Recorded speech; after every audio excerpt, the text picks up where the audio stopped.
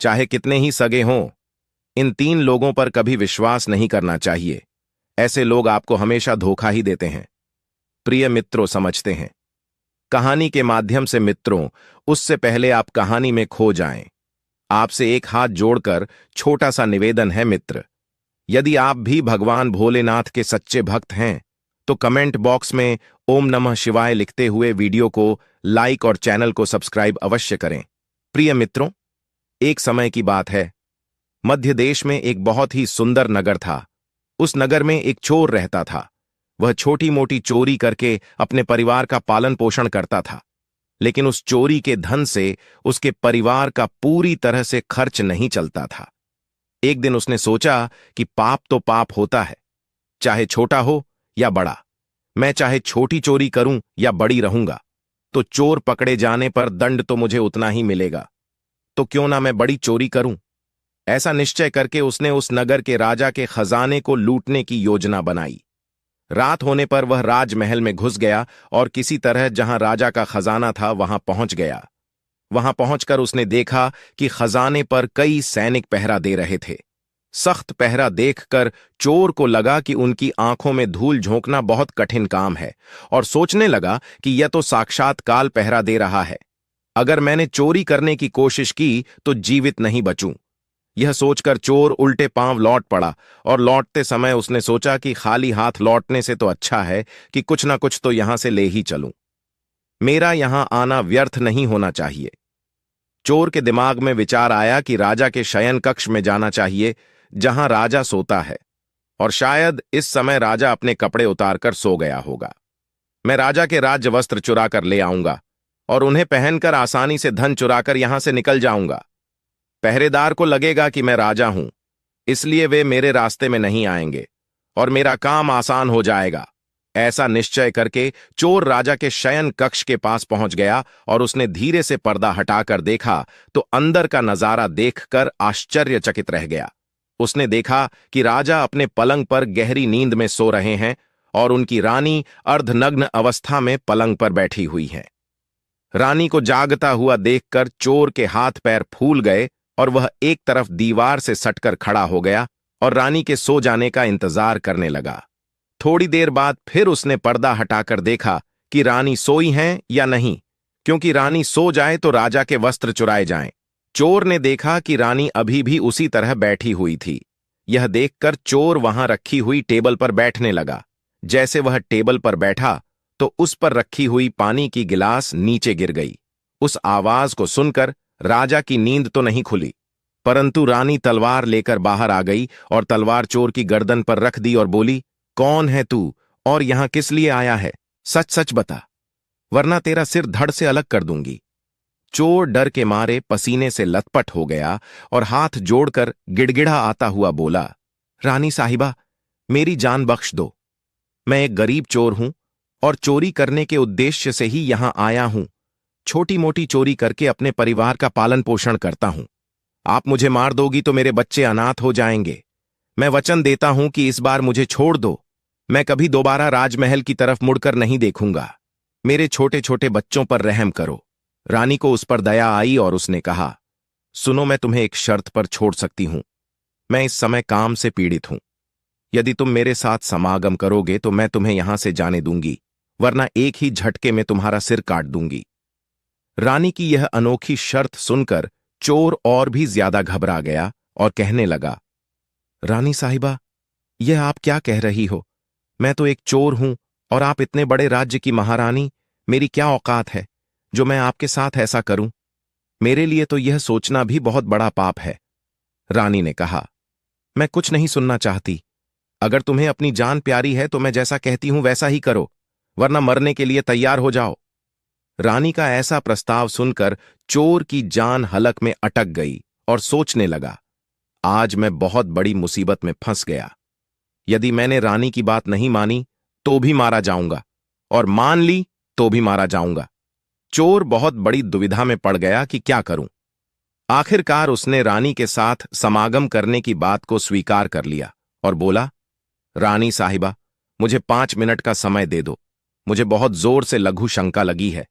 पहले मुझे लघु शंका से निवृत्त होने दो, उसके बाद आप जैसा कहोगी मैं वैसा ही करने के लिए तैयार हूं।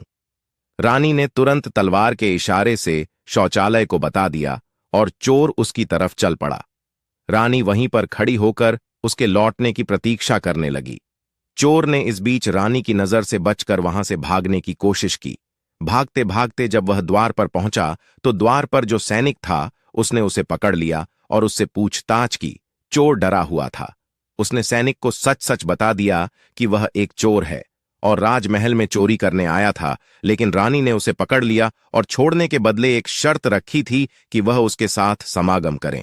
इसीलिए मैं लघु शंका का बहाना बनाकर वहां से भाग आया। इस तरह से चोर गिड़गिड़ा कर सैनिक से उसे छोड़ने का आग्रह करने लगा।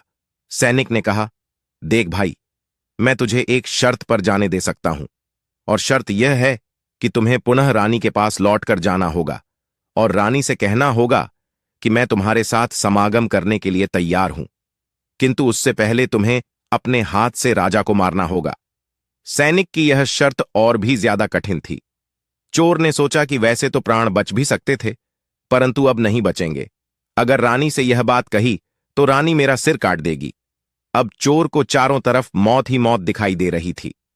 मजबूर होकर चोर वापस रानी के पास गया और बोला, रानी साहिबा, मैं आपके साथ संबंध तो बना लूंगा, लेकिन मुझे एक बात का डर है कि उस समय राजा साहब नींद से जागे तो ना आप बचें और ना मैं राजा साहब, हम दोनों को मार डालेंगे। इसलिए आपको एक काम करना होगा। आप अपने हाथ से राजा का सिर काट दीजिए, फिर हम निडर हो जाएंगे। अगर आप इतना कर सकें तो मुझे आपकी शर्त मंजूर है, वरना मैं आपके हाथों मरना उचित समझूंगा। आप मुझे मार दीजिए। काम के वशीभूत रानी चोर से कहने लगी, ठहरो, यह कौन सी बड़ी बात है, मैं अभी राजा साहब को मौत के घाट उतार देती हूं। इतना कहकर रानी ने दोनों हाथों से तलवार पकड़ी और सोए हुए अपने पति का सिर काट दिया। जब रानी ने राजा का सिर काट दिया तो सारा कमरा खून से लटपट हो गया और राजा के खून से रानी भी भीग गई। वह भयानक दृश्य देखकर रानी बेहोश होकर गिर पड़ी और उसी समय चोर वहां से फरार हो गया। सुबह राजमहल में शोर मच गया कि कोई राजा साहब को मार गया, मगर राजा को मारने वाले का कोई पता नहीं चल पा रहा था। सब लोग बड़े आश्चर्य में थे कि राजा को सोते हुए किसी ने मार डाला। इधर रानी भी दहाड़ मार मार कर रो रही थी। इस रहस्य को पूरे राजमहल में केवल वही सैनिक जानता था कि रानी और उस चोर में से किसी एक ने ही राजा को मारा है, परंतु उसने इस बात की चर्चा किसी से नहीं की। राजा के अंतिम संस्कार की पूरी तैयारी हो चुकी थी। उधर रानी ने घोषणा की कि वह अपने राजा के साथ सती होना चाहती है। यह जानकर किसी ने रानी पर संदेह नहीं किया, क्योंकि अगर रानी ने राजा को मारा होता तो वह राजा के साथ सती क्यों होती। इधर रानी सारे श्रृंगार करके राजा के साथ चिता पर जाकर बैठ गई। राज्य के सभी लोग की चिता पर एक एक करके लकड़ी रख रहे थे और उन्हें नमन करके पीछे लौट रहे थे। इस प्रकार सबसे अंत में वह सैनिक भी राजा की चिता पर लकड़ी रखने गया जो इस रहस्य को जानता था। उसने धीरे से रानी के कान में कहा, महारानी, आप तो सती हो जाएंगी, लेकिन मुझे इतना तो बता दीजिए कि राजा को आपने मारा था या उस चोर ने। यह सुनकर रानी चौंक पड़ी। वह समझ गई कि इसका मतलब इस भेद को यह सैनिक भी जानता है। रानी ने कहा, सुनो, राजा को ना तो मैंने मारा है ना उस चोर ने। अगर तुम्हें यह जानना है कि राजा को किसने मारा है तो तुम नगर से बाहर उत्तर दिशा में जो जंगल है उसमें चले जाओ। वहां एक कुटिया में एक बुढ़िया रहती है, वह तुम्हें इस रहस्य को जरूर बता देगी। सैनिक को यह रहस्य जानना था, इसलिए वह अगले ही दिन रानी के बताए अनुसार जंगल में चला गया। जंगल में पहुंचने पर उसे वह कुटिया दिखाई दी जिसमें वह बुढ़िया रहती थी। सैनिक उस बुढ़िया के पैर पकड़कर बोला, मां जी, मैं एक रहस्य जानने के लिए आपके पास आया हूं। राजा साहब की हत्या किसने की, मुझे बताइए। तब बुढ़िया मां कहती हैं, बेटा, अगर तुझे यह रहस्य जानना है तो तुझे एक काम करना होगा।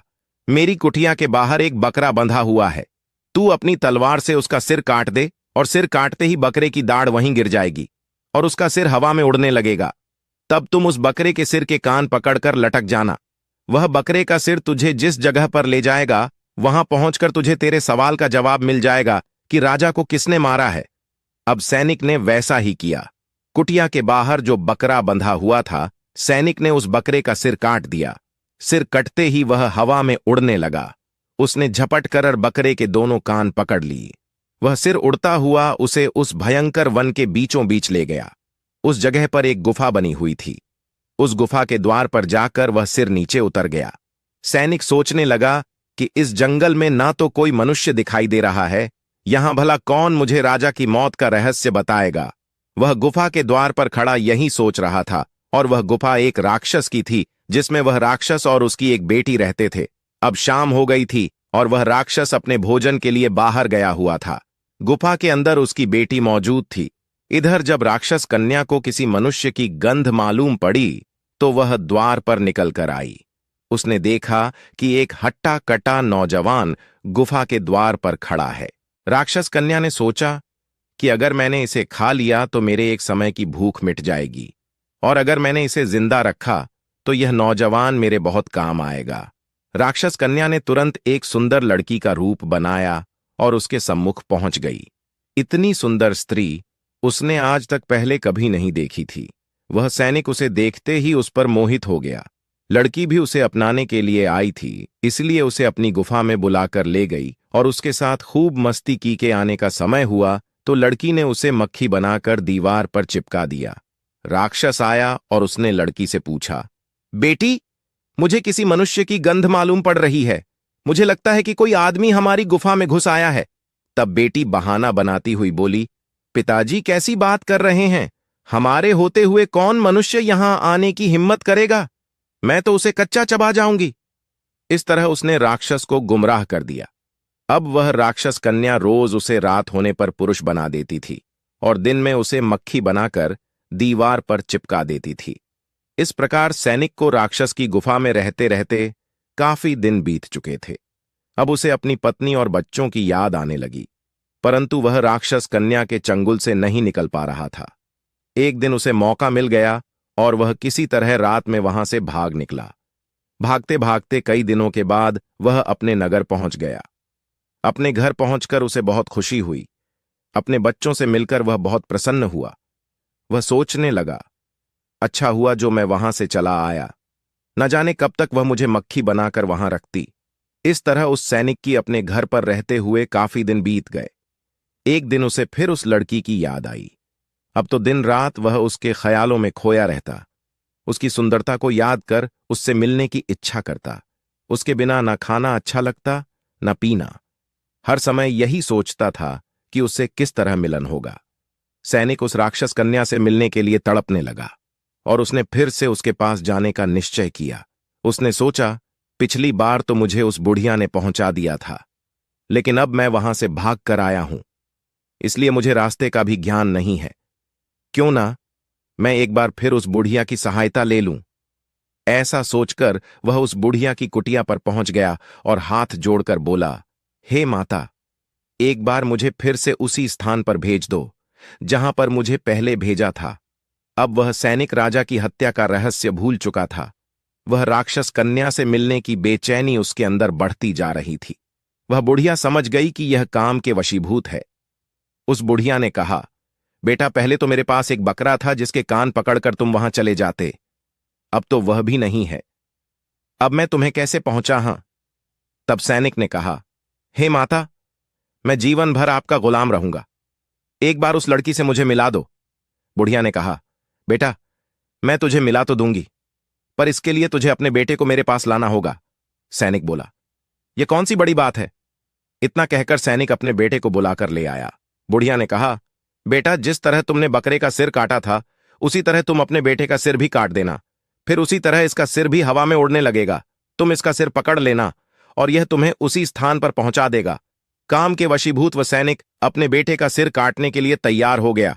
जैसे ही उसने तलवार लेकर बेटे का सिर काटना चाहा, तब उस बुढ़िया ने उसका हाथ पकड़ लिया और कहने लगी, ठहरो, यही तुम्हारे प्रश्न का जवाब है।